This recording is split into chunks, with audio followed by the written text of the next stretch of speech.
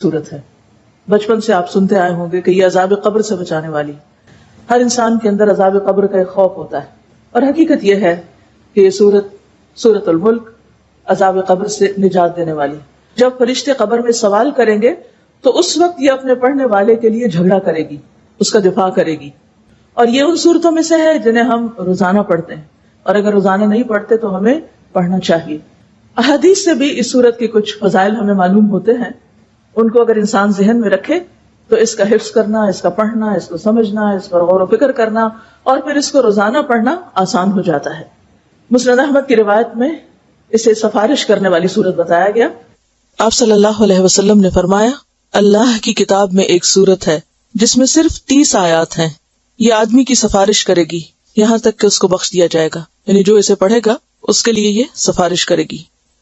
ایک اور روایت میں ہے، قرآن مجید میں ایک صورت ہے جو اپنے پڑھنے والے کی طرف سے جھگڑا کرے گی یہاں تک کہ اسے جنت میں داخل کروائے. نبی صلی اللہ علیہ وسلم نے فرمایا، بے شک 30 آیات پر مشتمل ایک صورت قرآن میں ایسی ہے جس نے ایک آدمی کے حق میں سفارش کی حتیٰ کہ اس کی بخشش ہو گئی، اور وہ صورت تبارک الذی بیدہ الملک ہے. یعنی جو شخص اس کو پڑھتا تھا اور کثرت سے ہی پڑھتا ہوگا تو اس بنا پر اس شخص کے حق میں اس صورت نے سفارش کی، اور یہ سفارش قبر میں کی گئی ہوگی. اسی طرح نبی صلی اللہ علیہ وسلم نے فرمایا، سلسلہ صحیحہ کی حدیث ہے کہ سورۃ تبارک یعنی الملک عذاب قبر سے بچانے والی ہے. نبی صلی اللہ علیہ وسلم کا معمول تھا کہ وہ اس سورت کو پڑھے بغیر سوتے نہیں تھے. سلسلہ صحیحہ کی حدیث میں آتا ہے، نبی صلی اللہ علیہ وسلم اس وقت تک نہیں سوتے تھے جب تک سورۃ السجدہ یعنی الف لام میم التنزیل اور تبارک الذی بیدہ الملک نہ پڑھ لیتے.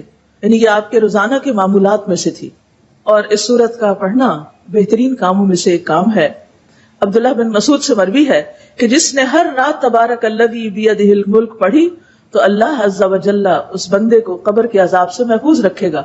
اور رسول اللہ صلی اللہ علیہ وسلم کے زمانے میں ہم اس کو المانع کہتے تھے. بے شک یہ اللہ عز و جل کی کتاب کی ایک سورت ہے کہ جس نے ایک رات میں اسے پڑھا اس نے بہت زیادہ پڑھا اور بہت اچھا کیا. یعنی دن کے مقابلے میں بھی اس کو رات کے وقت پڑھنا، خصوصاً سونے سے پہلے پڑھ لینا. اور سونے سے پہلے ضروری نہیں کہ بستر پر لیٹ کر ہی پڑھی جائے، اس سے پہلے بھی آپ پڑھ سکتے ہیں. آپ عشاء کی نماز میں پڑھ سکتے ہیں، عشاء کی نماز کے بعد بیٹھ کے پڑھ سکتے ہیں، کیونکہ رات کا آغاز تو ہو جاتا ہے مغرب کے بعد ہی. تو بعض اوقات یہ کہ اگر بستر پہ آپ پڑھنے لگتے ہیں تو آدھی ہی پڑھی جاتی، پھر نیند آ جاتی، سو جاتے ہیں. اس وجہ سے اس کو عشاء کے بعد کسی بھی وقت آپ پڑھ سکتے ہیں.